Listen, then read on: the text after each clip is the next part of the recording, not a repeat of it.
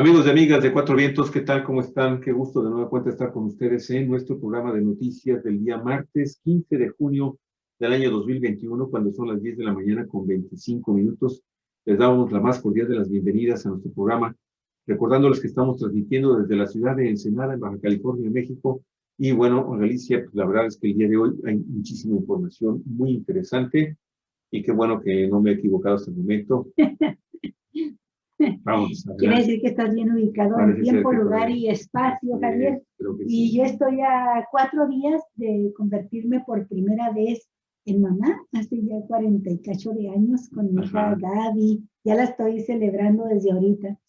Amigos, amigas de Cuatro Vientos, vamos a empezar este programa por el lado más amable, más interesante, más bonito, que nos despierta más inquietud y que tiene que ver con la naturaleza. Y estoy absolutamente segura de que la inmensa mayoría de quienes nos escuchan y que no son ensenadenses, que no son baja californianos, seguramente no conocen estos paisajes. Las fotografías las va a mostrar aquí Javier, hizo una selección muy bonita. Yo les recomiendo que además de las fotografías, entren ustedes por ahí en internet, busquen algún documental para que conozcan los bosques de, escuche bien, algas. ¿Me lo puede repetir, por favor? Hay bosques de algas. Algas marinas para que... Tengo que repetirlo muchas veces porque Javier siempre oye mal, ¿sí? Y como dice que son algas gigantes, pues imagínense que se pone todo loco. Sí, luego empezamos a decir, ¿por qué tan grandes? Bueno, los bosques de algas gigantes, que son las selvas submarinas y que están en riesgo por la actividad humana. La nota es de Andrea Fischer, colaboradora de National Geographic y ya también colaboradora nuestra. Así es, nos la apropiamos. Sin duda. Así como la selva del Amazonas es rica en biodiversidad, debajo de las olas existen bosques de algas que albergan algunas de las especies únicas en el planeta. Este ecosistema se posiciona entre los más productivos del mundo, ya que es capaz de limpiar mucho del carbono que la actividad humana emite a la atmósfera. Mire, ahí están las algas con una foca, Javier. Estos bosques están vistos así, por supuesto, del fondo del mar hacia arriba, hacia la superficie, y sirven de refugio a focas, a pescados que están siendo perseguidos por depredadores. Se meten entre este bosque y ya es muy difícil para los depredadores atacarlos. Bueno, pues este ecosistema se posiciona entre los más productivos del mundo. Es capaz de limpiar mucho del carbono que la actividad humana emite a la atmósfera. Sin embargo, como consecuencia de la emergencia climática global, estos bosques submarinos podrían estar en riesgo. Las algas son organismos vivos. Tienen la particularidad de ser las plantas submarinas que tienen más crecimiento en el mundo, con un promedio de 30 centímetros cada año. Los bosques de algas, por tanto, son fácilmente recuperables si las condiciones marítimas así lo permiten. Pero lo que antes eran hectáreas de verdor debajo de las olas, estos bosques se han reducido significativamente. Ahí están las hojas preciosas de las algas, ahí las puede apreciar. Bueno, pues se han reducido estos bosques de acuerdo con el registro de biodiversidad mexicano. Como ecosistemas superficiales, son presa fácil para la pesca industrial y la contaminación química de los mares. Y sin ellos, los nutrientes que el agua necesita para ser habitable se pierden. Uno de los obstáculos más duros a los que este ecosistema costero se enfrenta es el aumento en las temperaturas de las aguas.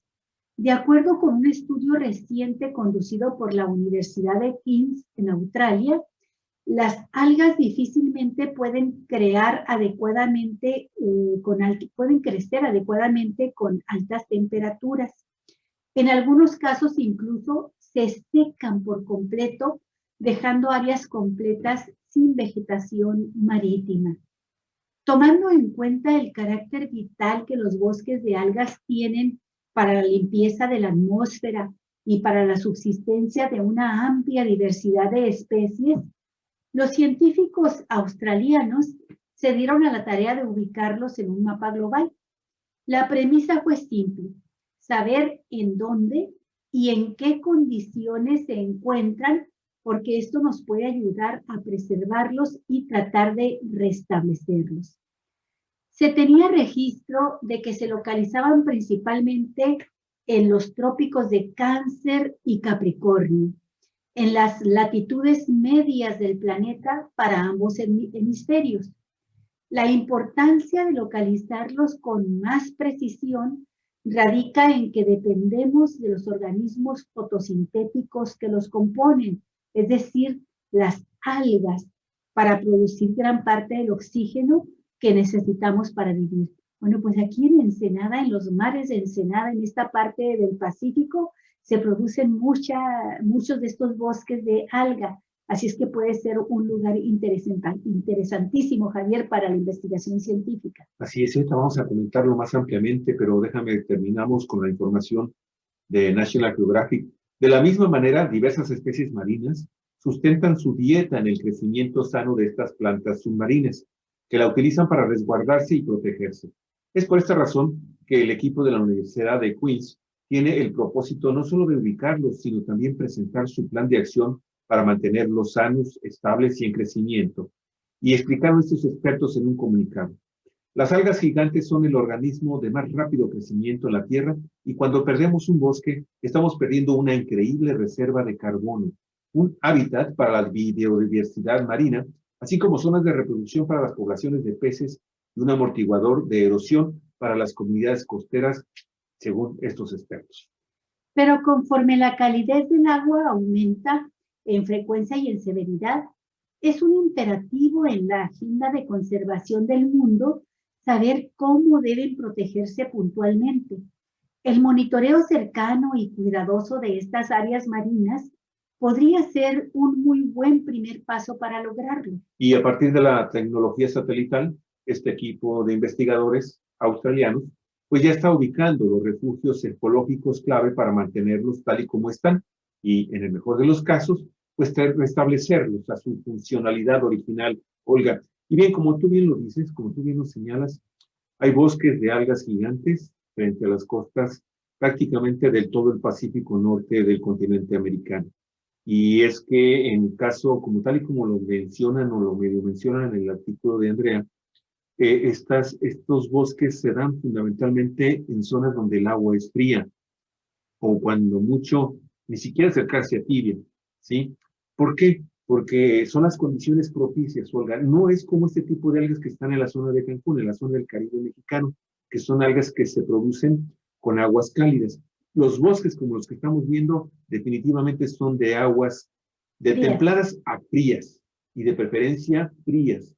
Y esto ha provocado que a lo largo de la costa del Pacífico de Norteamérica, estas condiciones se dan prácticamente para la existencia de estos bosques prácticamente hasta el paralelo 28, que es el paralelo que corta a la mitad la península de Baja California, pues provoca la existencia de estos grandes bosques, Olga, que se han conservado pese a que han existido empresas que desde hace cuando menos unos 50, 60 años las han estado explotando comercialmente por el alto valor económico que tienen en diversos sectores industriales. Y lo cierto es que originalmente se pensaba que una extracción exhaustiva de estos bosques podía terminar con ellos, y lo que ha sucedido concretamente con los bosques de Baja California, ¿sí? Que están prácticamente frente a las costas de Ensenada a Tijuana, quizás desde San Quintín, estamos hablando de unos 300 kilómetros al norte de la frontera de Tijuana y Galicia, hacia arriba, estamos viendo que estos bosques les sirven como si fueran podas. En la medida que les van cortando nada más la parte superficial de las algas, porque son algas que llegan a tener 12, 20 metros de profundidad, son realmente fabulosas. Y nosotros las hemos visto aquí, en las playas arenosas. Muy común. muy común, verdes. son muy bonitas, de unas hojas largas, ya las vimos ahorita, que cuando están en el mar son verdes, cuando las arroja el mar a la playa, que por algún motivo son arrancadas de su raíz, digámoslo así, se las encuentra uno en las playas, son de un color café, marrón, bonito, un color bonito, y tienen unas esferas que son sus órganos, no sé si llamarle órganos, pero son sus flotadores. Es lo que les permite poder crecer verticalmente, ¿sí? Y salir del fondo, del fondo marino, donde están ancladas, y quedar derechitas, derechitas, hasta alcanzar la superficie del mar. Son en verdad preciosas.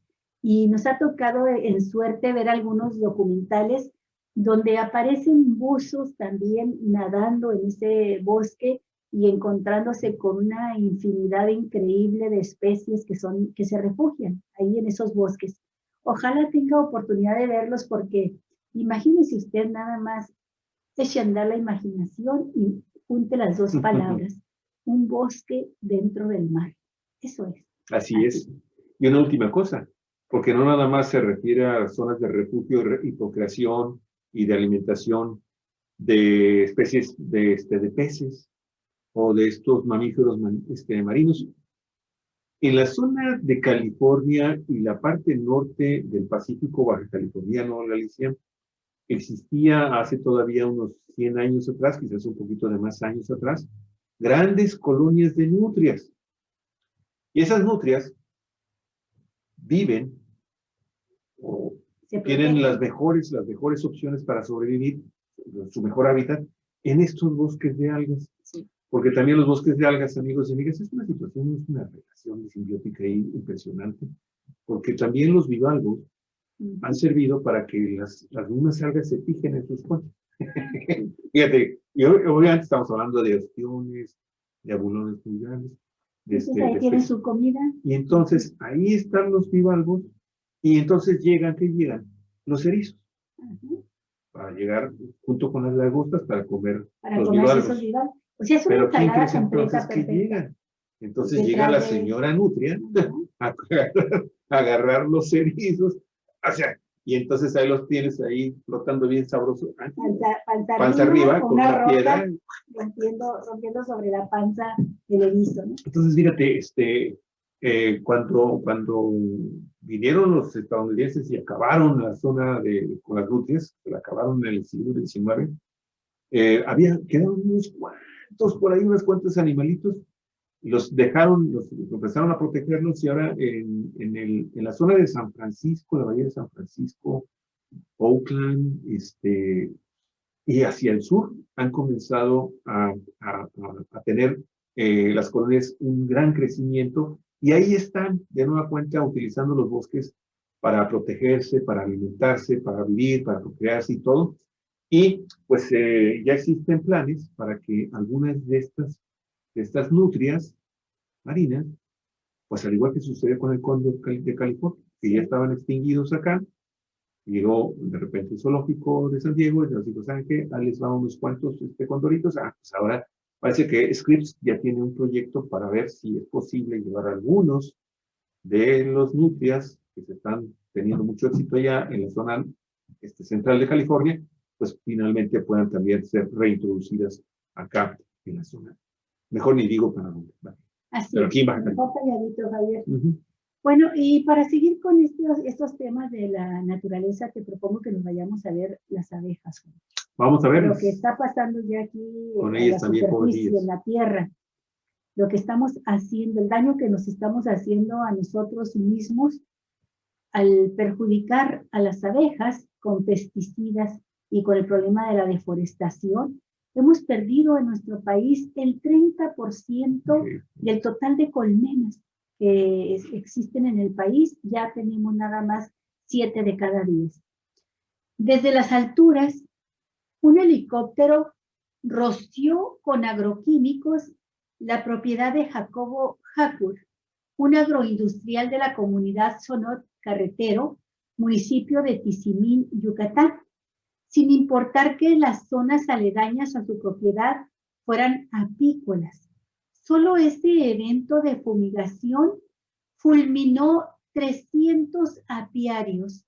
Después de interpuestas 2 demandas colectivas ante la Procuraduría Federal de Protección al Ambiente, ante la Profepa, una en 2018 y otra en el año 2020 por los daños, el caso está detenido debido al contexto de pandemia, explicó a Contralínea Marco Sepul, integrante de la Alianza Maya por las abejas Capnaló-Hon. Bueno, pues en México el uso excesivo de agroquímicos como pesticidas y también herbicidas y la deforestación son las principales amenazas para este insecto.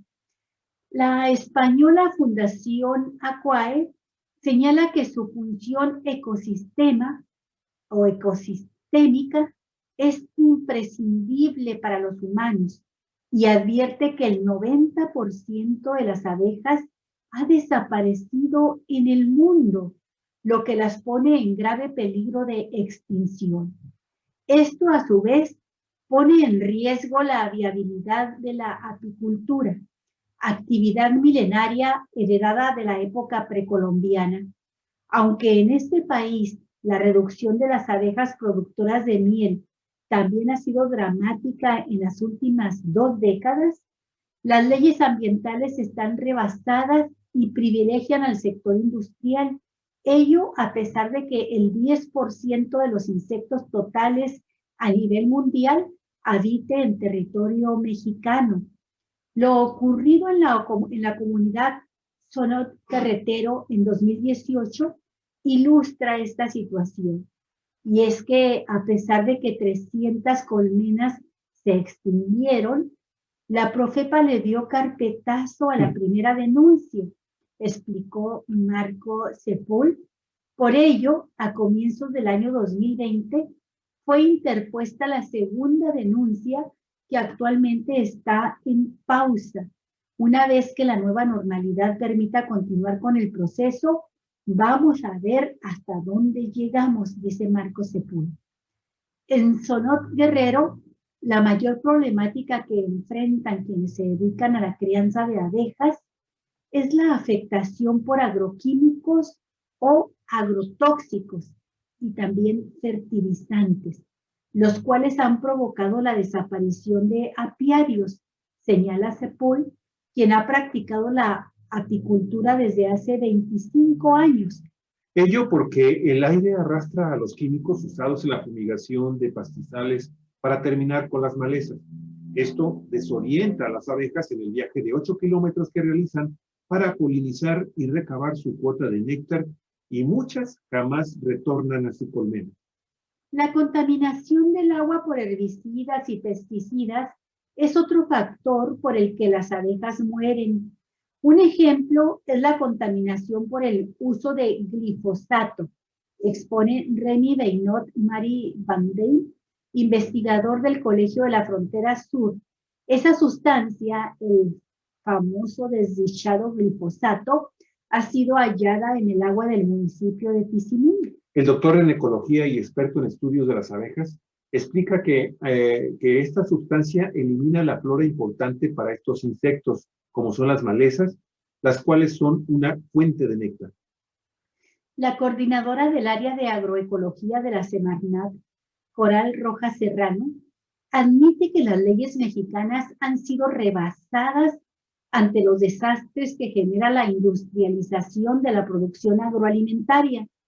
En entrevista, sostiene que desde hace tiempo los productores de miel empezaron a tener muertes de colmenas muy dramáticas, pero no había a quién denunciar, pues la Profepa apuntaba a no tener la atribución o que no existía jurisprudencia. Por ello, indicó, las denuncias han parado ante la Suprema Corte de Justicia de la Nación, porque precisamente y de manera muy lamentable, las leyes mexicanas han sido rebasadas y no protegen a las abejas ni a la naturaleza. La agroecóloga por la Universidad de Chapingo, Coral Rojas, advierte que en el país se ha perdido el 30% de las colmenas, cifra que coincide con el 30% de la pérdida de los polinizadores mundiales, la gran abeja. Bueno, Javier, yo rápidamente quiero comentar algo. El pasado fin de semana andábamos buscando algún insecticida para terminar con animales dañinos, venenosos. Que Más luego, que nada, que no se metan a la casa, ¿no? sí, pero, ¿sabes? Lo estuve pensando y pensando. Resulta que si usted tiene un jardín, por pequeño que sea, de inmediato va a atraer abejas. Las atrae, un jardín con flores. Atrae a las abejas. Y si le pone usted por ahí un pequeño recipiente con agua, con alguna cascarita o piedritas donde las abejas se puedan parar para que no se vayan a ahogar en el agua, bueno, pues está usted ayudando a que esta especie no desaparezca. Y me quedé pensando, si yo uso ese insecticida que compramos para combatir pulgones y otro tipo de animales que dañan nuestras plantas, pues de paso vamos a perjudicar a las abejas, Javier. Entonces ese insecticida no lo vamos a usar, ni modo. Ni modo, ni modo el gasto. Qué bueno que lo estamos pensando, porque estar viendo ahorita este programa, esta nota, me hace pensar en que debemos ser consecuentes, sí, consecuentes, congruentes, y dejar que las abejas y otros insectos vivan ahí en nuestro jardín. Total. Vivimos nosotros aquí. ¿Qué daño nos pueden hacer ellas, no? Y tú sabes perfectamente que también existen algunos insecticidas elementos naturales que sí. pueden ahuyentar cierto tipo de plagas, y eso entonces definitivamente puede también utilizarse. Yo siento que sí es importante de alguna forma tratar de evitar que los animalitos se estén ahí afuera. Los que están adentro, bueno, aquí ya también ya estamos respetando a la señora araña, al señor grillo, ya no estamos molestando. Pero sí, Alicia, es importantísimo señalar esto. La verdad es que uno, si se pone a plantar flores, plantas que florean, está uno dándole una gran oportunidad también a estos animalitos, que es dárnosla a final de cuentas a nosotros mismos, porque efectivamente ellos y otras especies, murciélagos, en fin, otro tipo de animalitos, el colibrí, todos ellos están aportando con su trabajo cotidiano, que es intensivo, de todo el santo día, están ayudando a polinizar otras especies, amigos y amigas, y esto está generando pues vida vegetal, y con eso pues opciones naturales para que la vida en el planeta pues pueda continuar. Lo cierto es que hemos visto cómo nada más quiero hacer rápidamente un comentario.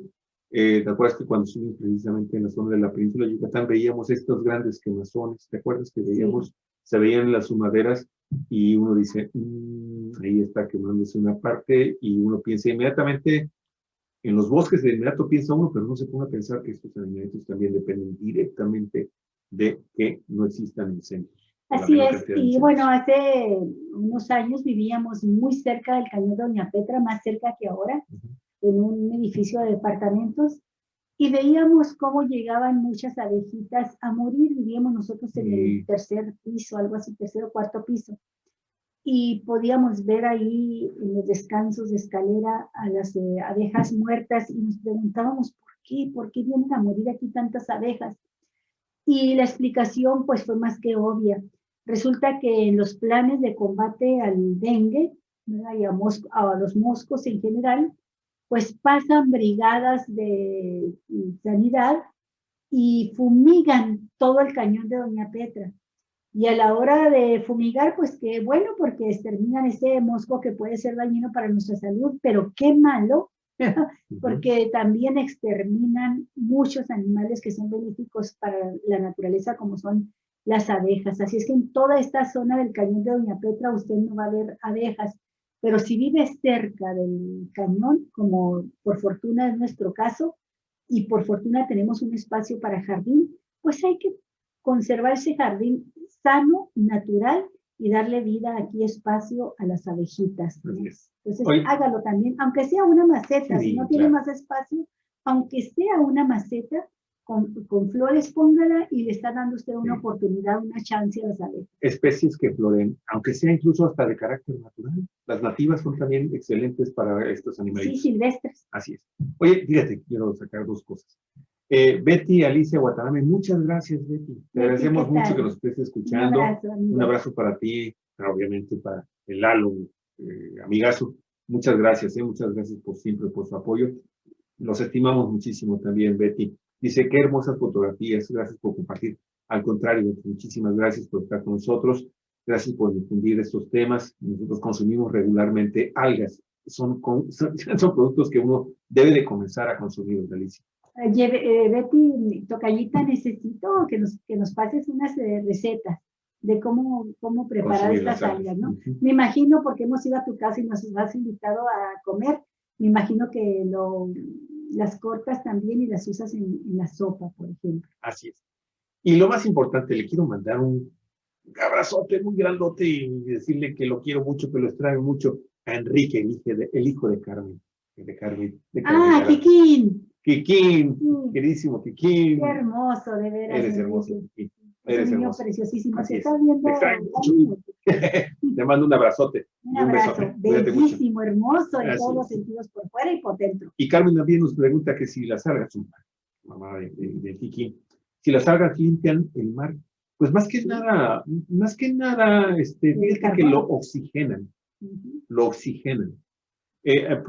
Y le ayudan a la fotosíntesis y son productores de oxígeno muy importantes, ¿sí? Son acumuladores, resguardadores de carbón, son cosas muy importantes para la vida en el planeta también.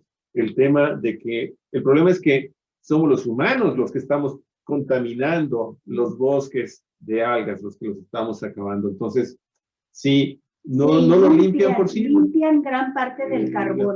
Las toxicidades, sí, eso sí. Bueno, ahí está, tratando de contestar tu pregunta. Sí, son importantísimos para mantener oxigenado el mar. Y el planeta en general.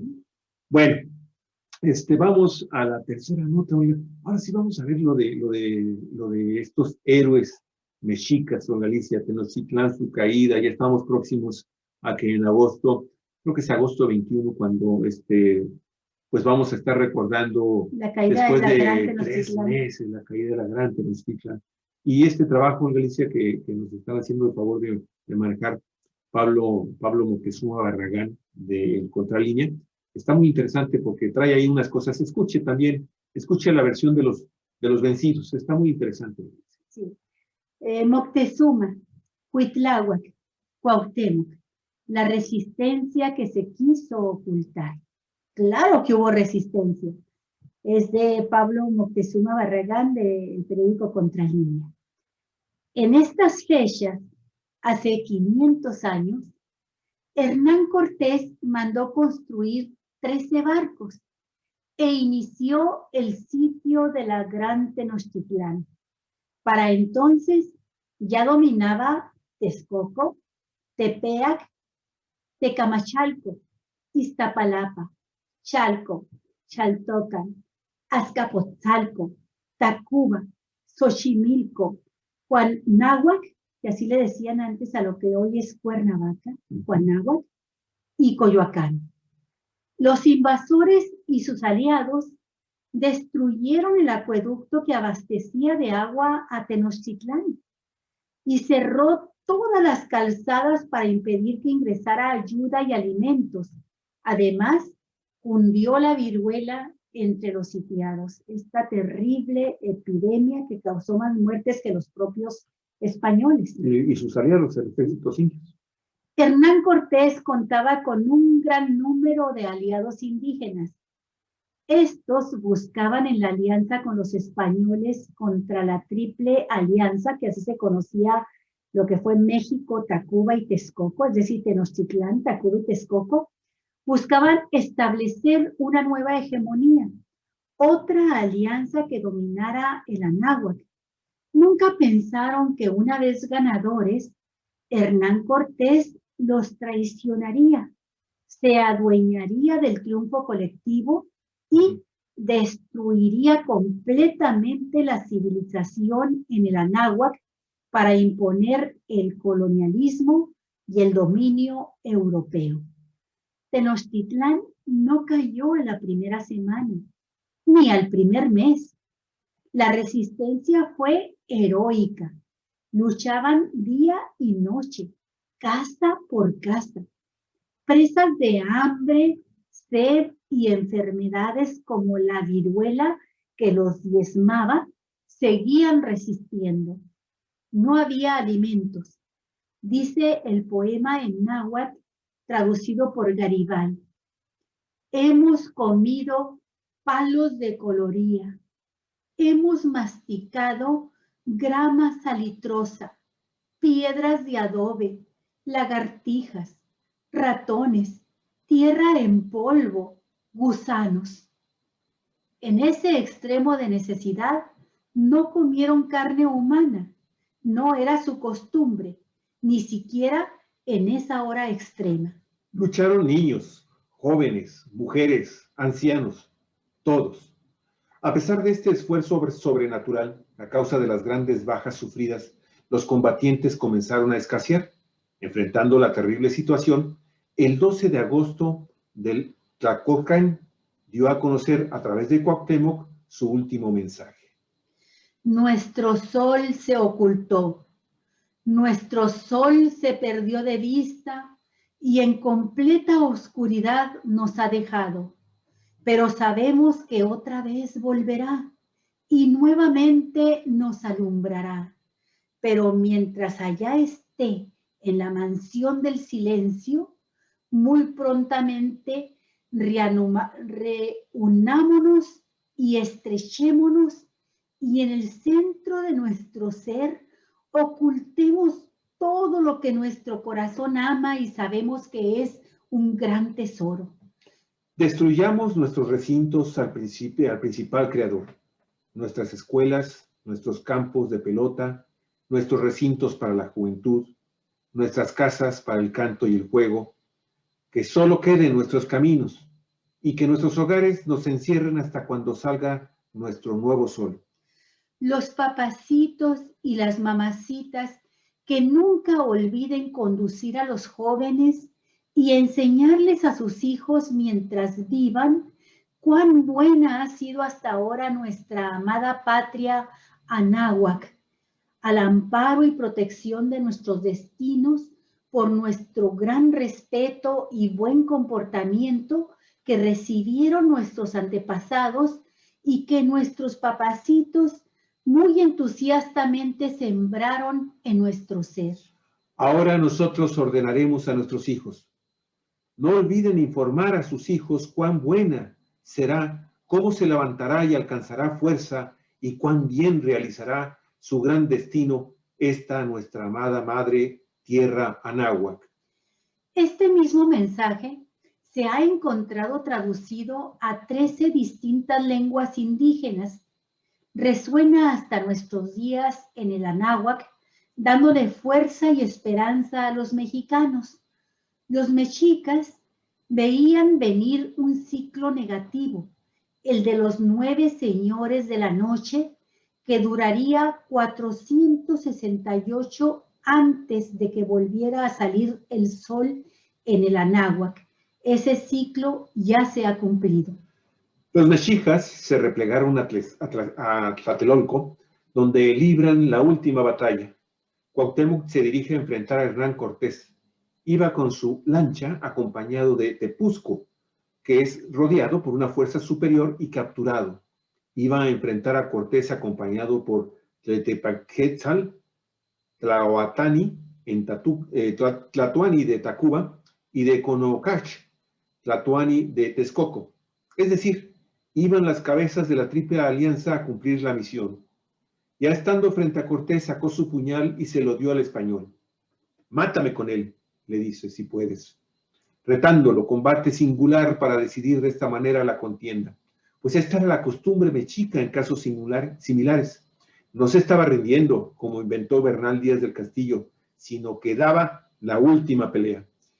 En garras de los invasores, el valiente Cuauhtémoc fue brutalmente torturado junto a Tlepanquetzal para que informara dónde estaba el tesoro. Pero el joven guerrero guardó silencio absoluto, a pesar de que le quemaron los pies con aceite hirviendo y los brazos también. Al no tener ya alternativa alguna, y para evitar más destrucción y muerte, el 13 de agosto de 1521 se rindió México Tenochtitlan, luego de 80 días de feroz resistencia. Se rindió luego de 80 días de resistencia.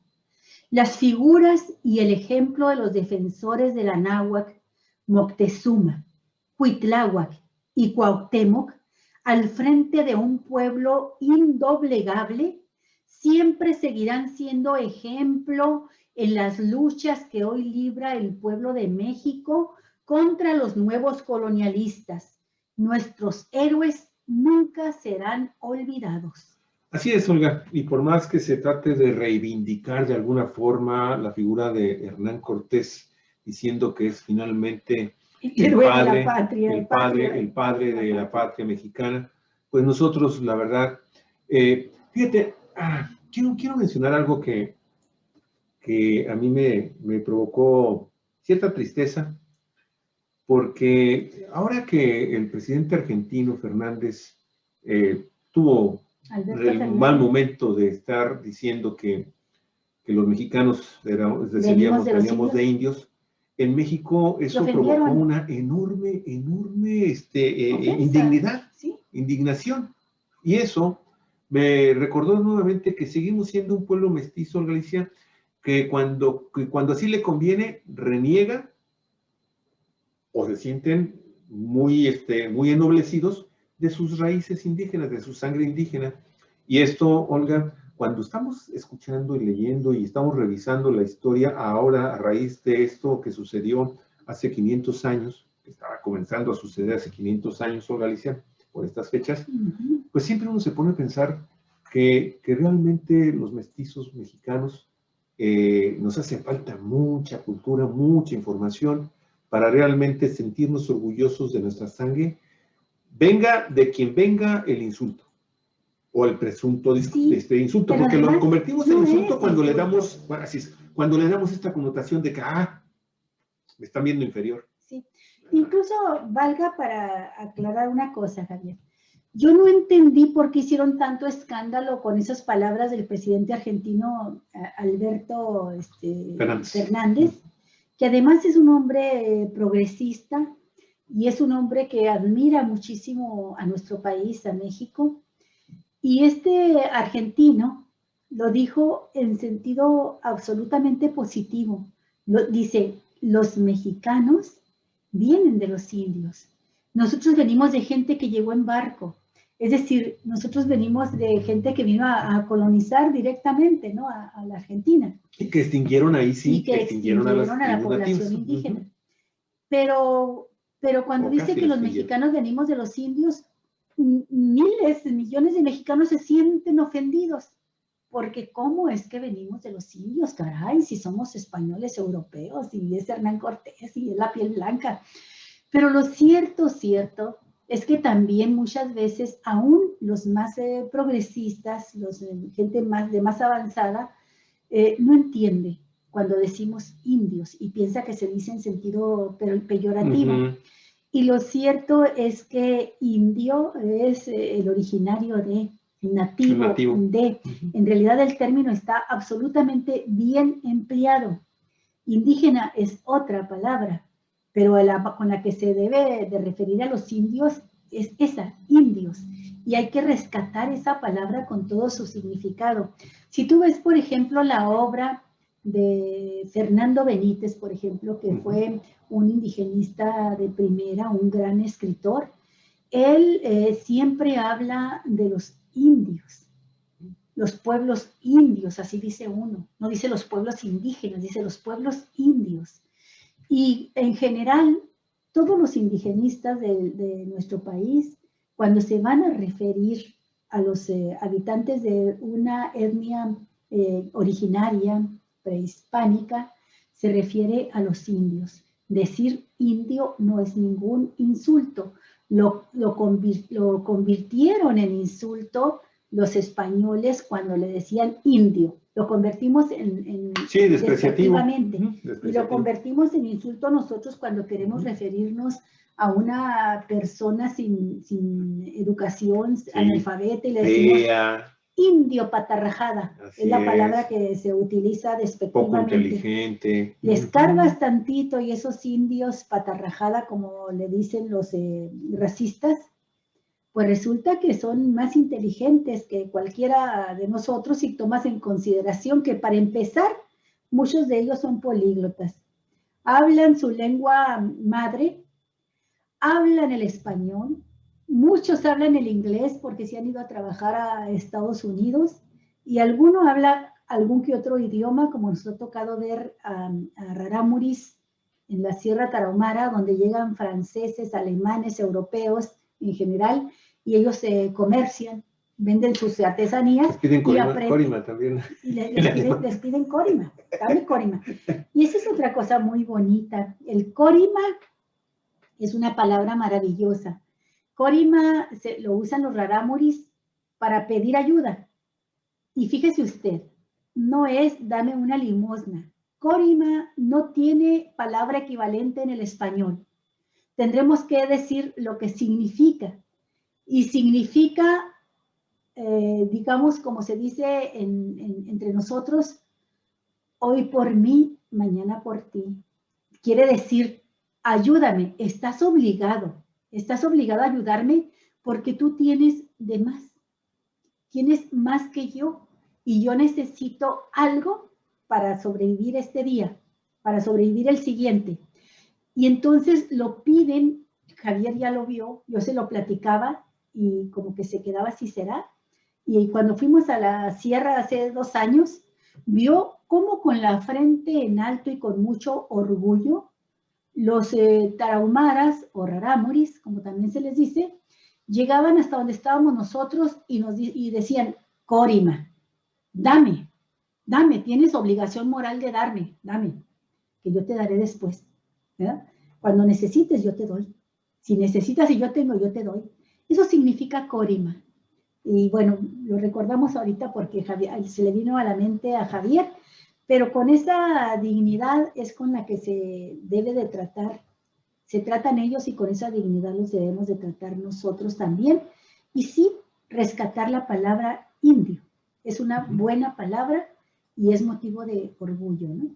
Sí, yo un último comentario y lo que más tristeza me da es que ante las personas que se sintieron ofendidas por el comentario del presidente argentino, pues de inmediato aceptaron nuestra discriminación con los argentinos, a los que siempre hemos considerado de otra manera que yo no voy a repetir, pero que también es una profunda desprecio también sí, hacia los mestizos argentinos.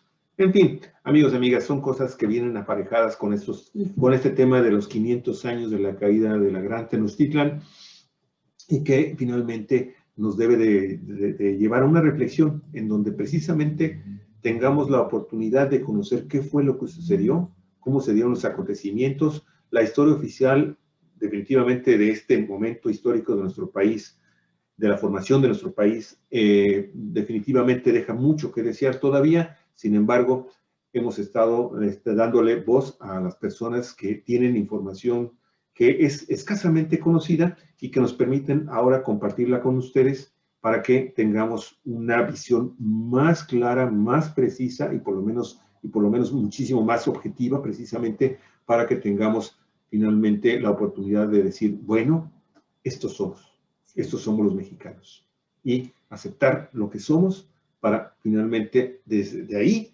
partir hacia estados de tipo social, cultural, económico, político, muchísimo mejores de los que tenemos ahora. Bueno, indígena, india, orgullosamente tlaxcalteca, pero no para ser candidata, que quede claro. Nos está mandando un mensajito, muchas gracias por ahí. Y obviamente María Inés Ruiz dice, sí, las algas limpian el agua, pero como se llenan los ríos y lagos después que se cubrieron, hay que quitarlas porque no sé qué tan cierto sea, apenas un biólogo dicen, pueden ser venenosas, pues pero sí que limpian el agua. Sí, cuando se convierte en una plaga, algunas de estas Pero estas son microbacterias, microalgas, que provocan toxinas que cuando son consumidas por los moluscos y algunos peces pueden llegar a ser dañinas para la salud cuando nosotros no las comemos. Eso sí es cierto también. Sí, y hay un tipo de microalgas precisamente que son los que provocan la marea roja, por ejemplo, que le conocemos, pero esas son otro tipo de algas. Esas son otras. Bien. ¿Sí?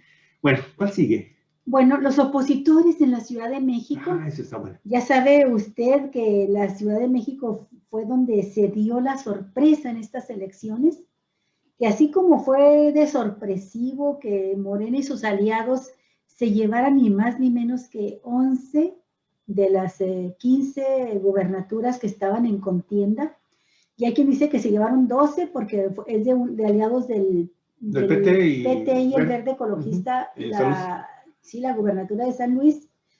Bueno, el caso es que se quedaron con 3, los de la gran alianza de 13 partidos y el empresariado, Javier, se quedaron nada más con 13 gubernaturas, 2 de ellas del PAN, porque el PAN retuvo el gobierno de Chihuahua y retuvo con creces el gobierno de Querétaro, y gana... ¿quién ganó la otra? No, pues la otra gubernatura no es de ellos, la otra gubernatura la gana Movimiento Ciudadano en Nuevo León. Fuera de eso, las demás, las otras 12, las pierde. Si se considera esta que tampoco es de la alianza, se quedaron con 2, vaya, las 2 panistas, ¿no? Sí. Bueno, así en el caso de la Ciudad de México, pues la alianza se llevó varias alcaldías y ahí sí que saltó la liebre de la sorpresa para todos. Son 8 alcaldías. Nadie se lo esperaba. Bueno, alcaldes electos del PAN, del PRD y del PRI anunciaron ya la creación de la Unión de Alcaldías de la Ciudad de México, desde donde buscarán establecer una relación con el gobierno capitalino encabezado por Claudia Sheinbaum de Morena. El portal Expansión Política, amigos y amigas, trae la información, dice, 8 de los 9 alcaldes electos que formarán parte de este grupo son Lía Limón, de la alcaldía Álvaro Obregón, Margarita Saldaña, de Azcapotzalco, ahí están, mire, Santiago Taboada, de Benito Juárez, Giovanni Gutiérrez, en Coyoacán, Adrián Rubalcaba, en Coajimalpa, Luis Geraldo Quijano, en Magdalena Contreras, Mauricio Tabe, de Miguel Hidalgo, y Alfa González, en Tlalpan. Hasta el momento, Sandra Cuevas, quien ganó la alcaldía Cuauhtémoc como abanderada de la alianza Va por la Ciudad de México, aún no decide si se integrará a este grupo. De acuerdo con un comunicado enviado por los partidos, establecer un sistema de seguridad para sus alcaldías, presentar una sola imagen y conseguir un presupuesto equitativo para las demarcaciones son los principales objetivos de la Unión de Alcaldes. El propósito es trabajar de la mano con el gobierno de la ciudad, pero también con la idea de que podamos marcar una pauta de gobiernos mejores y diferentes. Nuestro objetivo, dice el documento, es sumar y que no se divida a la sociedad, mucho menos que se pretenda hacer negociaciones en lo individual. La intención es mantener a esta unión de alcaldías con el ánimo de mejorar las condiciones y las relaciones con el gobierno de la capital en condiciones equitativas. Perfecto, y bueno, y este pronunciamiento, Alicia, para mí es un buen inicio del grupo. Evidentemente, el transcurso de la misma relación que se vaya a dar en los próximos 3 años con el gobierno de la ciudad que dirige Claudia Sheinbaum del partido Morena, pues va a determinar finalmente si esto que parece ser que arranca de buena forma, pues se sostiene. Hay que pensar también y hay que recordar que la Ciudad de México, su asamblea, su congreso, su Cámara de Diputados local, también tuvo un avance en cuanto a los grupos de oposición. Tomaron nuevas posiciones dentro del Congreso de la Ciudad de México y esto también va a influir en la buena o mala relación que se tenga en el transcurso del día 1 de diciembre, que creo que es cuando toman ellos posesión de las alcaldías. Entonces, Clara Sheinbaum, a quien estamos viendo en este momento, Galicia, pues debe de aprovechar este primer momento con este arranque, este pronunciamiento que están haciendo estos 8 alcaldes de oposición para ver si es posible lograr una agenda en donde la concordia, que es muy necesaria porque la Ciudad de México también quedó muy dividida desde el punto de vista también de los intereses económicos, políticos y sociales y culturales entre Occidente y Oriente. Ya sabes cómo se dividió la Ciudad de México entre los que sí pagan impuestos y los mantenidos. Prácticamente así. Oye, no digas eso, Javier. Sí, o sea, yo estoy tratando de repetir lo que dijeron. Esa es una cosa, sí, pero no es mía. Por favor. Simple y sencillamente, si me permites, simple y sencillamente estos posicionamientos, amigos y amigas, y lo dije con el antecedente de que ojalá esto abone a favor de que ese tipo de pensamientos estúpidos queden finalmente marginados y no se queden en el ánimo de los capitalinos.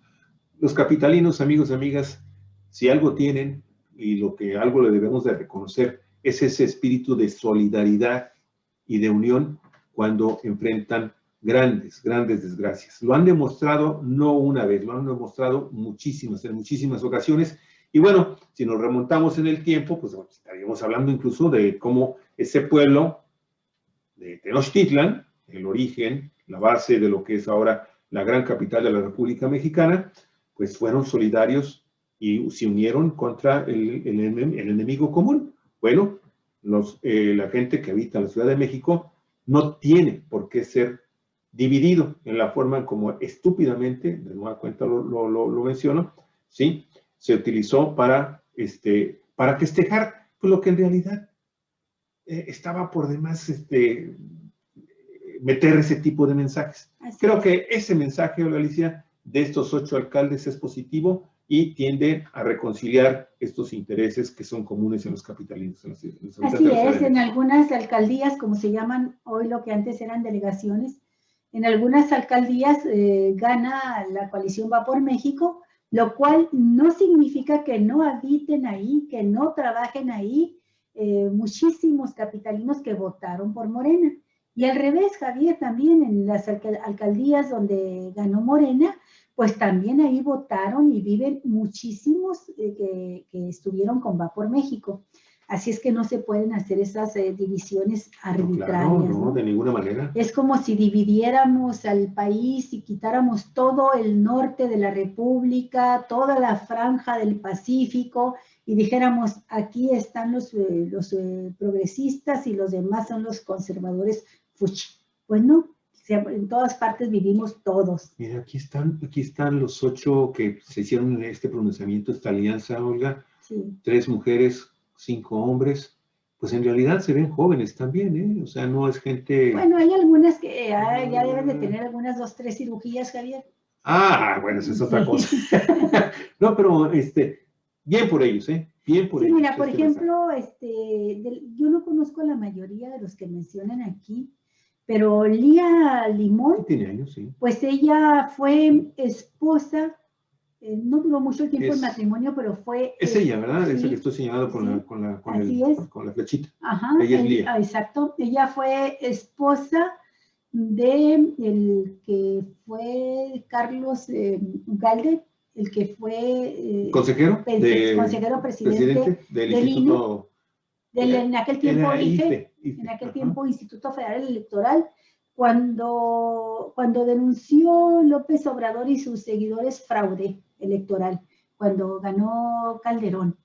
Ella fue la esposa de él, de Ugalde, y Calderón precisamente fue el padrino de bodas de ellos. Creo que ella tiene más o menos un perfil conciliador, ¿verdad? No, es bastante brava. ¿Es brava? Espero que haya cambiado, pero Lía Limón fue además la impulsora de toda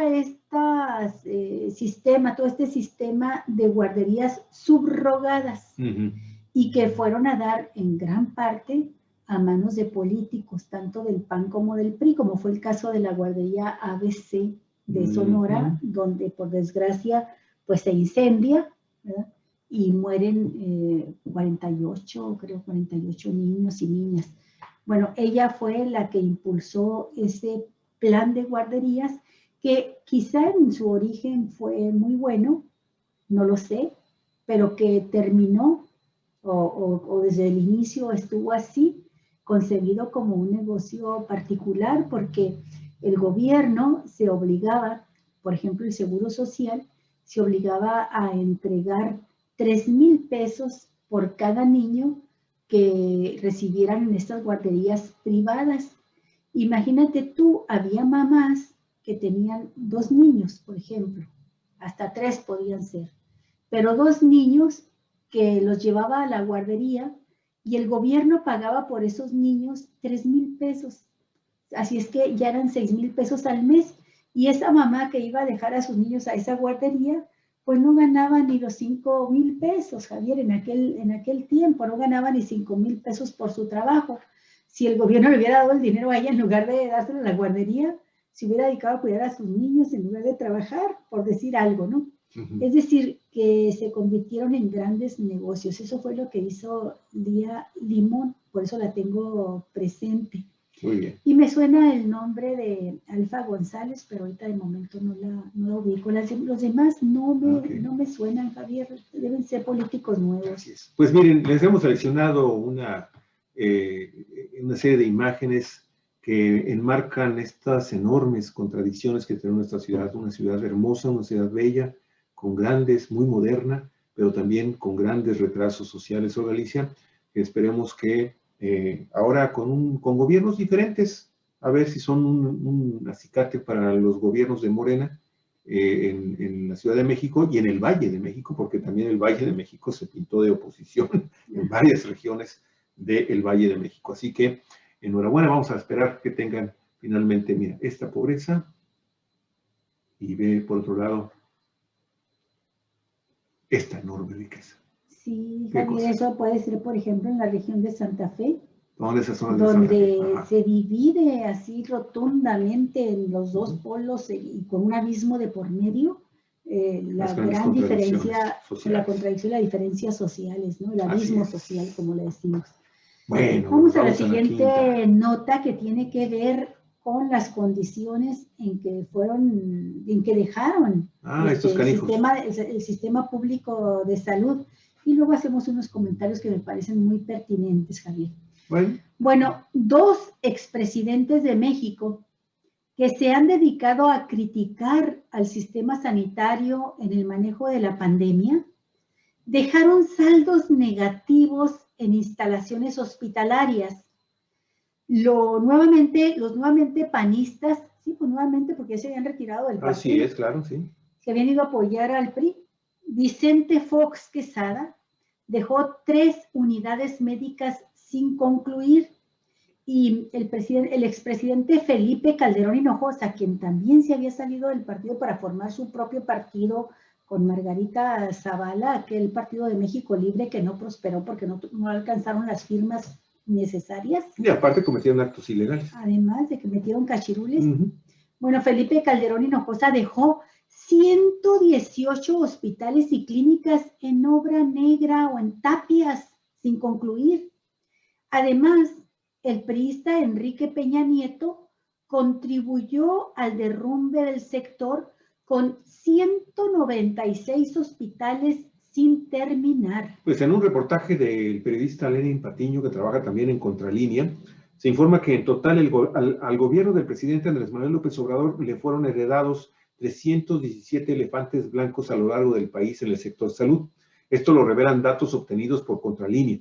De estos elefantotes, amigos y amigas, 117 permanecen suspendidos por su complejidad, de los cuales 64 fueron promovidos por el gobierno de Calderón, 50 por el de Peña Nieto y 3 por Vicente Fox. Del total de obras negras de infraestructura médica heredadas, 214 corresponden a centros de salud, 98 a hospitales, 4 a establecimientos de apoyo y 1 es instalación de asistencia social. Así lo revela la información obtenida por la Ley General de Transparencia y Acceso a la Información Pública Gubernamental. El monto de inversión estimado en las 317 obras inconclusas y abandonadas hasta 2021 podría superar los 22.431 millones de pesos, cifra estimada por el Sistema de Monitoreo de Infraestructura en Salud, pero aún no actualizada.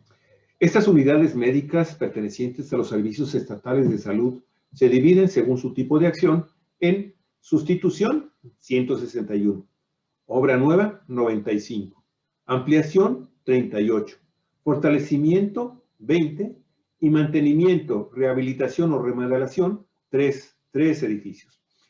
Debido a que el sector salud es descentralizado, la planeación, construcción y operación de estas unidades es responsabilidad de cada entidad federativa. Cada gobierno estatal. Los años en los cuales hubo más obras abandonadas fueron 2008 con 32, 2013 con 35, 2014 con 40 y el año 2015 con 50. Y los años con mayor número de edificaciones... Con menor número, ¿no?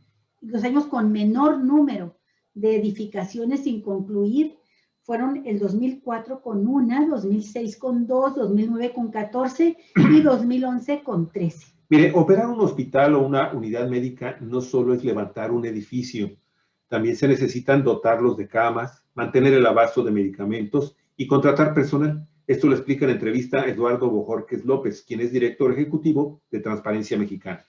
Agrega que hay un abuso de poder cuando se dejan en desuso las unidades médicas por interpretar que la obra pública o civil es lo único necesario, sin tomar en cuenta su incapacidad financiera para ponerlos a funcionar. Si necesitamos infraestructura hospitalaria, sí, porque la pandemia lo mostró y la Secretaría de Salud ha sido muy clara en que no teníamos la capacidad instalada para enfrentar la pandemia. Sí se necesita infraestructura física. El gran problema, desde mi punto de vista, dice este médico Eduardo Bojorquez López, es dónde la construyes, si es donde realmente se necesita o se va a necesitar. Y mire, al cierre del sexenio de Enrique Peña Nieto, que fue en noviembre del año 2018, el estatus con el cual el entonces nuevo gobierno federal recibía estas 317 instalaciones de salud era de 158 obras en proceso, 159 suspendidas. Para el año febrero del 2021, este cambió a 131 obras terminadas y 117 suspendidas, 52 en proceso y 17 canceladas. En estas últimas se gastó alrededor de 354.631.000 pesos. Esto lo indica la información que obtuvo Contralínea por medio de la Ley de Transparencia. Y así va este reportaje, que pues nos viene a ratificar lo que ya sabíamos. Los gobiernos neoliberales, al menos los 3 últimos, Olga, no nada más se encargaron de ir minando la legislación desde el punto de vista de la salud, sino que también la infraestructura y al personal que debía de haber trabajado en esas instalaciones que hoy, desafortunadamente, Olga Alicia, poco a poco comienzan a ser retomadas, pero que pues van a requerir de un ingreso adicional, de un presupuesto adicional para ser concluidas y entregadas, si es que es posible, porque ya ves que hay cuando menos 117 que están suspendidas de momento. Bueno, rápidamente, Javier, porque es de verdad, pues ya no sabe uno si es ignorancia o es mala fe. Yo pienso que en muchos casos es ignorancia y en otros más es muy mala fe cuando se habla del manejo de la pandemia en México. Recientemente anunció ya el doctor Hugo López-Gatell que ya concluía sus conferencias diarias sobre la pandemia. Y pudimos ver la polarización que hay en México. Por un lado, hubo personas que expresaron su agradecimiento a Hugo López-Gatell, su reconocimiento, mencionaron hechos como el que contribuyó enormemente en su trabajo diario de comunicación a elevar los conocimientos de la población, que con este ejercicio de comunicación dio un modelo que se considera, yo estoy de acuerdo con ello, se considera que en la historia de la epidemiología va a trascender como un modelo necesario para que una autoridad con conocimientos científicos y con capacidad de comunicación pueda estar informando a la sociedad, al país, de lo que es una epidemia, en este caso una pandemia, de cómo cuidarse, cómo cuidarnos, cómo cuidar a nuestros seres queridos, porque nos dimos cuenta que ni siquiera sabíamos realmente cómo lavarnos las manos, hasta que en este constante ejercicio de dedicación y paciencia infinita, el doctor explicaba una y otra vez cómo se transmitía el virus, el coronavirus, y cómo debíamos de comportarnos para cuidarnos. Bueno, creo que fue un ejercicio que no lo habíamos tenido nunca en nuestro país, que muchos países no lo han tenido tampoco.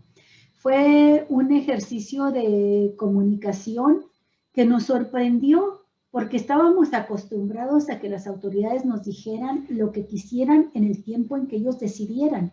Así sucedió, por ejemplo, cuando tuvimos la epidemia de la influencia de H1N1 y que no supimos, no teníamos información clara de cuánta gente estaba enferma y cuánta gente estaba muriendo.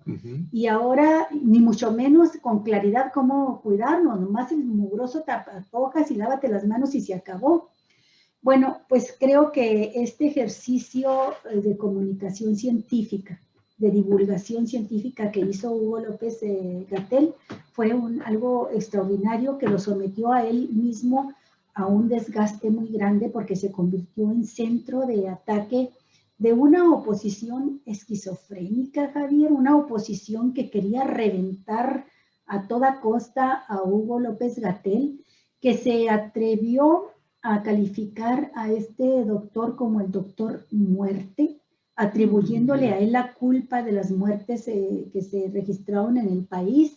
Y todavía hoy en día, por más información que des, por más que precises los datos, machaconamente, como pericos, repiten una y otra vez que hubo un manejo indebido, que hubo, bueno, se atrevieron a denunciar ante instancias internacionales a Hugo López-Gatell y al propio presidente de la República como culpables de las muertes ocurridas, y todavía repiten que México es el país que más muertes tuvo. Rápidamente, Javier, ya hemos hablado de las condiciones en que se recibió totalmente destrozado el sistema de salud. Este es un aspecto nada más, el que acabamos de dar, de cómo se dedicaron a construir obras, que falta el dato del dineral, el dineral que invirtieron y que se quedó por ahí en algunas bolsas, porque en algunos bolsillos, porque además presentaban obras con un costo mucho menor del que reportaban y de los presupuestos que pedían. Pero, pues la cifra última que manejan en estas obras son 22.431 millones de pesos. Nada más en eso. Nada más estas obras. Así es. Bueno, Javier, pues creo que es importante también decir que para mí fue valiosísimo el hecho de que Andrés Manuel López Obrador estuviese recorriendo el país para conocer los hospitales, las necesidades de personal. Recorrió prácticamente todos los hospitales de la República, Javier. Esto antes de que se desatara la pandemia. Ni idea teníamos que venía un virus como el COVID-19, cuando ya el presidente había recorrido el país conociendo y escuchando de viva voz las necesidades del sector salud. Y fue muy importante porque cuando se desata la pandemia ya tenía un mapa muy completo y conocimiento de la situación. Y ya se había realizado este proyecto que terminó en hechos de construir casi 350 nuevos hospitales, entre los que terminó, ¿verdad?, que habían dejado inconclusos Fox, Calderón y Peña Nieto, los concluyó, y como dice la nota, no se trataba solamente de concluirlos, sino de inyectarle el presupuesto necesario para equiparlos con camas, con todo el equipo médico necesario y con el personal, con doctores y con enfermeras, con personal de camilla, con afanadoras, es decir, todo el personal que requiere un hospital para funcionar. Fueron casi 350 hospitales construidos en los 2 primeros años del gobierno de López Obrador. Por otra parte, se habla también, lo dicen de manera absolutamente irresponsable, que México es el país número 1 en muertes, por lo tanto López-Gatell es el doctor muerte y por lo tanto debe ir a dar a la cárcel. Así lo escriben en redes sociales. Hoy en la mañana estaba viendo un reporte de la Organización Mundial de la Salud, donde México aparece la manera correcta de establecer cuántas muertes se da en cada país por COVID. Es un tema, dice Andrés Manuel López Obrador, desagradable comparar a los países, pero en este caso necesario hacerlo. Es cuántas muertes ocurren por cada millón de habitantes. Solamente puedes comparar un país con otro en esos términos para ser más o menos objetivo. Ya no digamos las condiciones desastrosas en que estaba el sistema de salud, sino simplemente en términos cuantitativos, Javier. Y resulta que del total de países analizados, México está en el lugar 19 por el número de muertes. Nomás échele cuántos países tiene el planeta. Es el número 19, no es el número 1 en cantidad de muertes. Y el segundo aspecto muy importante es que entre los países con igual número de habitantes, México está en el 6º lugar en vacunación. Y entre los países en general ocupa el lugar número 9 en población vacunada. Esto habla de un esfuerzo extraordinario hecho en un país como el nuestro, que lo realiza esta obra sin endeudarse y realiza esta obra pagando por anticipado, porque esta es la cantidad de vacunas que se han aplicado, pero México ya tiene aseguradas y pagadas por adelantado la totalidad de vacunas que requiere la población, Javier. Solamente en América Latina, solamente Cuba registró menos muertes que México en relación a la cantidad de habitantes, tantas muertes por millón.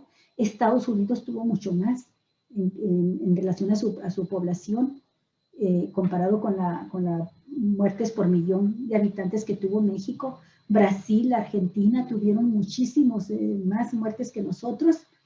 Y bueno, ese es el lugar que está ocupando ahorita México.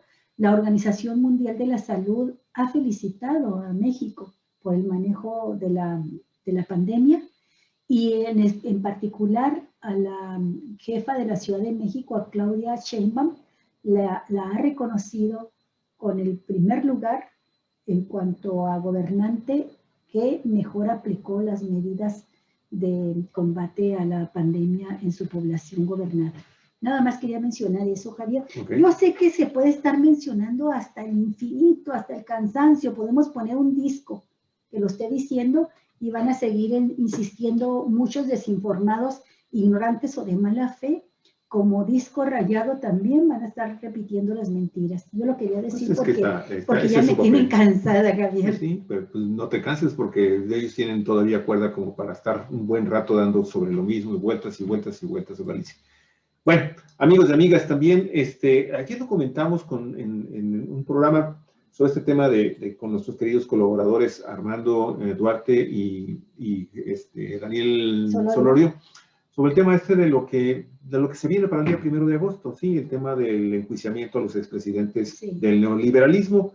Lo cierto es que hay una información que tenemos que dar también porque, de hecho, hay un grupo ya muy importante y ayer ya lo veíamos también manejándose algunos de ellos en medios de comunicación, en redes sociales, porque también hay que decirlo, muchos de los medios tradicionales van a estar bloqueando esta campaña a favor del sí, ¿sí? Van a buscar por todos los medios de minimizarlo, le van a atacar, le van a decir de tontería y media, cosas iguales como, o sea, ese es el papel de ellos. No hay que tampoco demasiado ponernos así, desgarrarnos las vestiduras, porque eso es algo que lo van a estar haciendo hoy y hasta el próximo día de las elecciones del 2024. Vamos a estar escuchando las cantaletas y por más que le quiera usted dar la lógica, no la vamos a encontrar porque están en su papel. A eso se van a dedicar todas estas próximas horas, días, semanas, meses, años. En un ejercicio histórico inédito que vamos a tener de participación, de democracia participativa, como se dice, ¿no? Y bueno,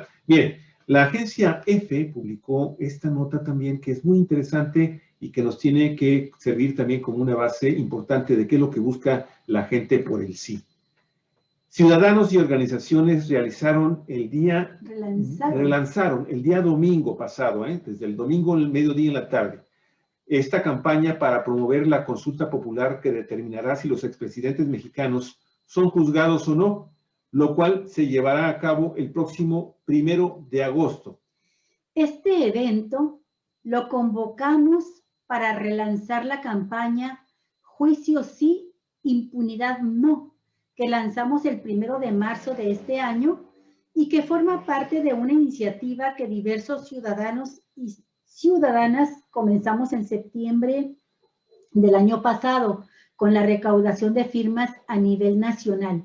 Así lo dijo Omar García, activista y sobreviviente del ataque a normalistas de Ayotzinapa en septiembre de 2014. Por cierto, Omar García, Javier, y me da muchísimo gusto mencionarlo, bueno, después de que no pudo concluir sus estudios de la normal por todo esto que sucedió de la desaparición de normalistas, se dedicó a estudiar leyes. Hoy es abogado, pero además también es diputado electo. Va a ser diputado, sí. Perfecto. Bueno, y fíjense entonces, el periodista Epigmenio, yo no sabía que era Epigmenio Ibarra, era periodista. Bueno, sí, como no, fue corresponsal de guerra. Fue corresponsal de guerra. Sí.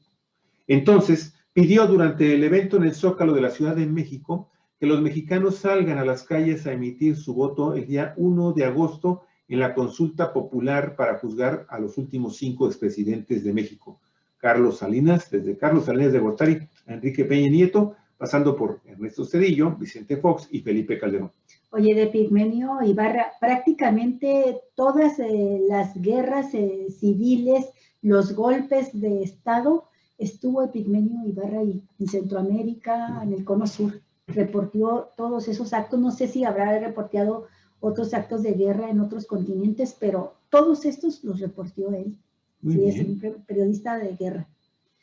Tenemos que hacer un esfuerzo en un ambiente difícil y complejo. La derecha saldrá a votar. Tratarán de impedir que la consulta trascienda, dijo Epigmenio Ibarra. Se van a lanzar contra la consulta los opinadores, los columnistas, los presentadores de radio y televisión. Después, cuando vean que la consulta es imbatible, van a salir a votar por el no.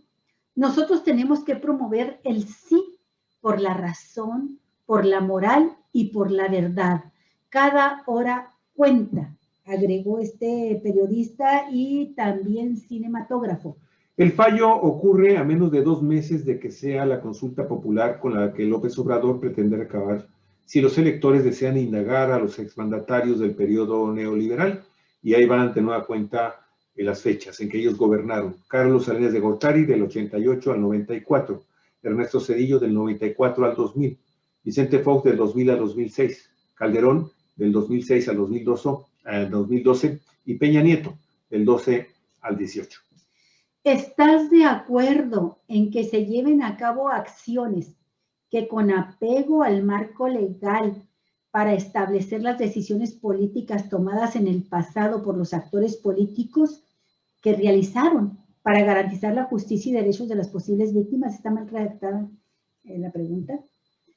¿Estás de acuerdo en que se lleven a cabo acciones con apego al marco legal para esclarecer las decisiones políticas tomadas en el pasado por los actores políticos y garantizar la justicia y derechos de las posibles víctimas? Es la pregunta que avaló la Suprema Corte. En octubre del 2020, según estimaciones del propio Instituto Nacional Electoral, realizar la consulta supondría un gasto de 1.500 millones de pesos, es decir, alrededor de 75 millones de dólares, aunque el día de hoy, con ajustes, sería de 890 millones de pesos, es decir, 44.5 millones de dólares.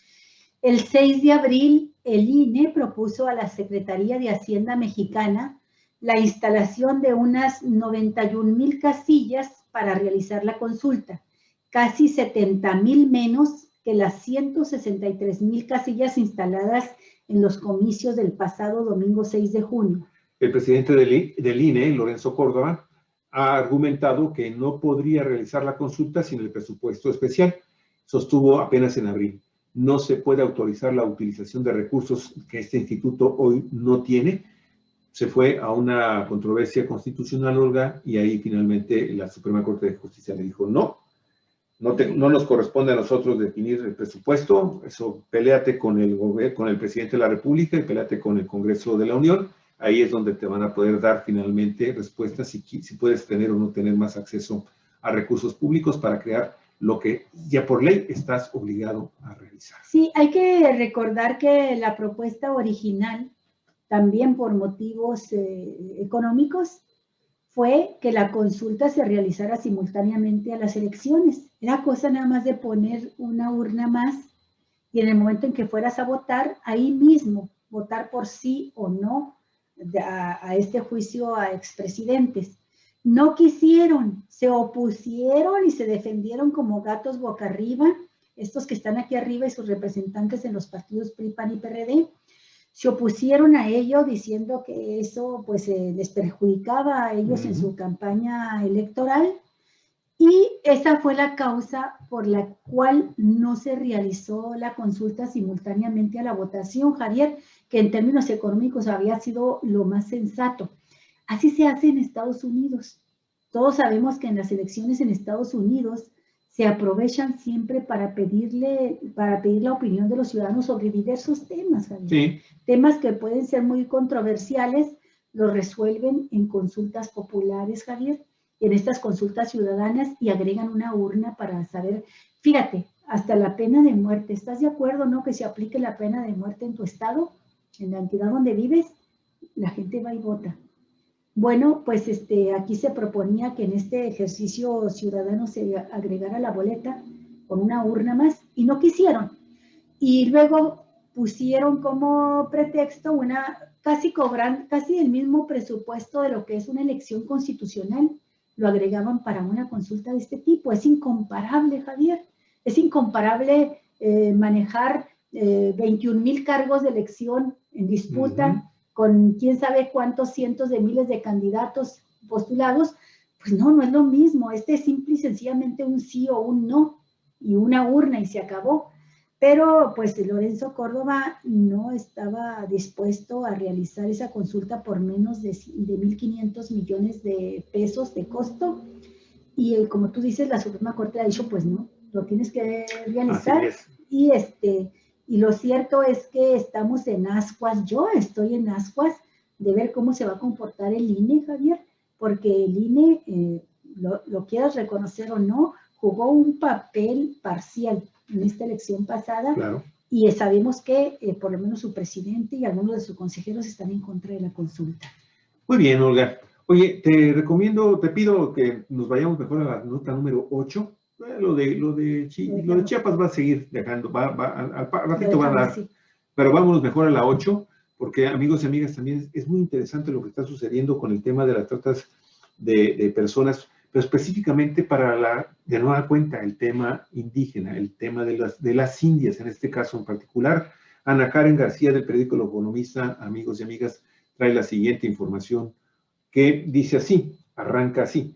En México, 45, fíjese usted, 45 de cada 100 menores víctimas de trata pertenecen a comunidades indígenas y el 85% del total de las víctimas son mujeres o niñas. Esto de acuerdo con cifras del Diagnóstico Nacional de la Situación de la Trata de Personas en México, es un informe que elaboró la Comisión Nacional de los Derechos Humanos. ¿Está prohibido?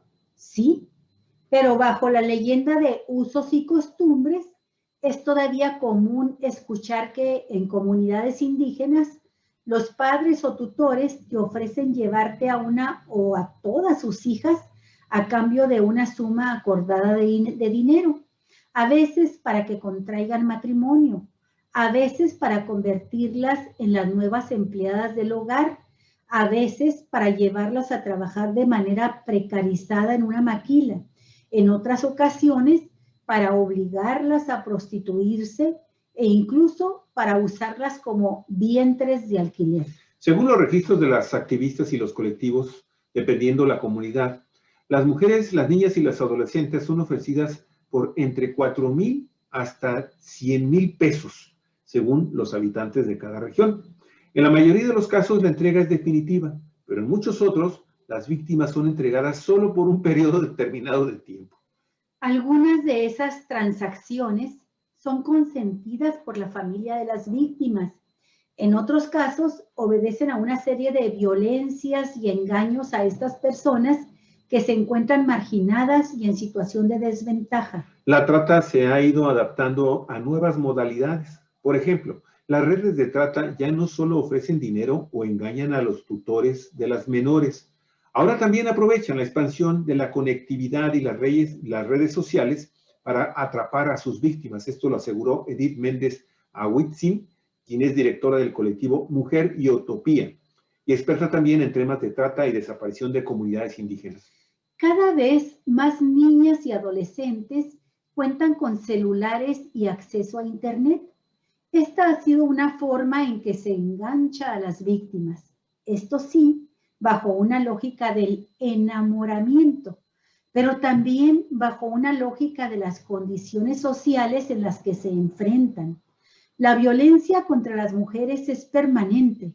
Muchas veces dentro de los mismos hogares hay clima de violencia y no hay redes de apoyo para mujeres. Es una niña o adolescente, es mucho más fácil porque ellas ven, dice, es una familia que la sociedad ha roto. Entonces, cuando un tratante quiere enganchar a una niña o adolescente, es mucho más fácil porque ellas ven esta salida del hogar como su escape del contexto de violencia en el que viven. En cualquier caso, fíjese, la violencia es extrema y profundamente clara. Las niñas, niños, adolescentes y mujeres son tratadas como mercancías y privadas de la libertad y otros derechos humanos fundamentales. De ahí hay que partir. La especialista resaltó los obstáculos en términos de documentación de esta problemática debido a las distintas formas en las que se da el fenómeno. En los casos en donde las propias familias comercializan a sus hijas menores, nunca se emiten denuncias, alertas de desaparición o algún tipo de recurso legal. Y en los casos en donde efectivamente las redes de trata arrebatan a las menores sin consentimiento de la familia, las autoridades no relacionan estos procesos de desaparición con redes de trata y otras formas de violencia contra mujeres. Esto provoca una importante cifra negra en estos delitos. Las cifras del Secretariado Ejecutivo del Sistema Nacional de Seguridad Pública muestran que de enero a abril del año 2021 solo se tienen 55 presuntos secuestros de mujeres y 6 presuntas víctimas de trata. Aunque estos son los registros oficiales, la realidad es que hay muchísimas omisiones del Estado en todos los órdenes, desde la prevención, atención y la impartición de justicia, que dejan fuera a miles de víctimas, comentó por último Méndez Ahuitzin. Y Olga, qué tema, la verdad es que, disculpen, es recurrente, pero es que cada vez salen más y más datos, Olga Alicia, y particularmente se han ensañado con estos grupos sociales, las indígenas y las niñas, Olga, y es cada vez más terrible la enorme impunidad que existe en torno a la forma en cómo operan estas organizaciones criminales. Sí, el miércoles pasado tuvimos un excelente programa con Mari Carmen Río Seco y 2 de sus invitadas, excelentes las 3, hablaron precisamente de algo que la Suprema Corte de Justicia acaba de aprobar en relación con el alquiler de vientres femeninos para aquellas parejas, personas que quieren tener un hijo y que no pueden, le pagan una lana a una mujer para que se embarace y se quedan con el niño. Esto lo reglamentó la Suprema Corte, permitiendo el pago, Javier, el pago por ese servicio. Y bueno, yo les recomiendo muchísimo que vean ese programa. Si podemos, lo volvemos a actualizar en nuestras redes, ponerlo más cercano, porque es muy interesante. Dicen las mujeres que entrevistamos que esto no es un derecho humano, que es una violación a los derechos humanos y que esto es una explotación a las mujeres, convirtiéndolas absolutamente en mercancía, como un animal al que tienen pariendo. Bueno, terminamos, amigos y amigas, con dos cosas. Bueno, de mi parte, Olga Alicia, fíjate que lo que pasa es que Mari Rangel, muchas gracias. Estoy leyendo tu comentario sobre el tema de la trata de personas dice, la trata de venta de personas en el DIF con nuestros menores. Dice, se están castrando a las familias bajo el pretexto de menor, no quieren y no promueven la emancipación contra sus mismas familias sobre engaños. Más las enganchan con la debilidad de que se... Bueno, ese tema lo vamos a buscar más y con muchísimo gusto lo vamos a retomar.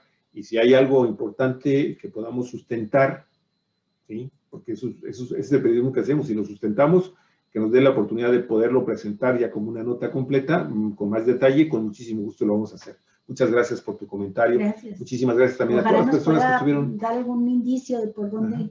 Lula Disic, muchas gracias. Carmen Garde, mi querida Carmen.